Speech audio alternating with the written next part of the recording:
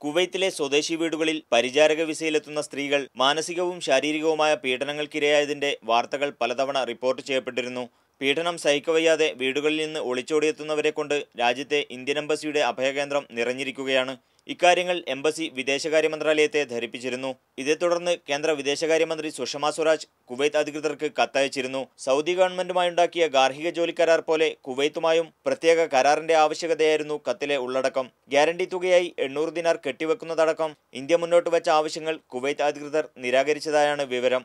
ഇതിനിടെയാണ് Indian embassy bank guarantee നിർബന്ധമാക്കിയതായി കാണിച്ച് ഇന്ന് വാർത്താക്കുറിപ്പിറക്കിയത്. ഇതോടെ ഇന്ത്യയിൽ നിന്നും വേലക്കാരികളെ കൊണ്ടുവരണമെങ്കിൽ സ്പോൺസർ 720 ദിനാറിന്റെ ബാങ്ക് ഗ്യാരണ്ടി നൽകണം. ബാങ്ക് ഗ്യാരണ്ടിയോടൊപ്പം എംബസിയിലെത്തുന്ന അപേക്ഷകൾ മാത്രമാണ് എംബസി അറ്റസ്റ്റ് ചെയ്ത് നൽകുക. ജോലിക്കാരി കുവൈത്തിൽ നിന്നും വിസ ക്യാൻസൽ ചെയ്ത് തിരിച്ചു പോകുന്നതുവരെയാണ് ഗ്യാരണ്ടി കാലാവധി. വീട്ടുജോലിക്കെത്തുന്നവർക്ക് സുരക്ഷിതത്വമാണ് ഇത്തരമൊരു തീരുമാനത്തിലൂടെ ഇന്ത്യ ഗവൺമെന്റ് ലക്ഷ്യമിടുന്നതെന്നും വാർത്താക്കുറിപ്പിൽ പറയുന്നു. കാര്യക്ഷമമായി നടപ്പിലാക്കുകയാണെങ്കിൽ വീട്ടുജോലിക്കായി എത്തുന്ന സ്ത്രീകൾക്ക് ഏറെ ഗുണം ചെയ്യുന്നതാകും പുതിയ നടപടിയെന്നാണ് വിലയിരുത്തപ്പെടുന്നത്. Muneer Ahmed, media 1 Kuwait city.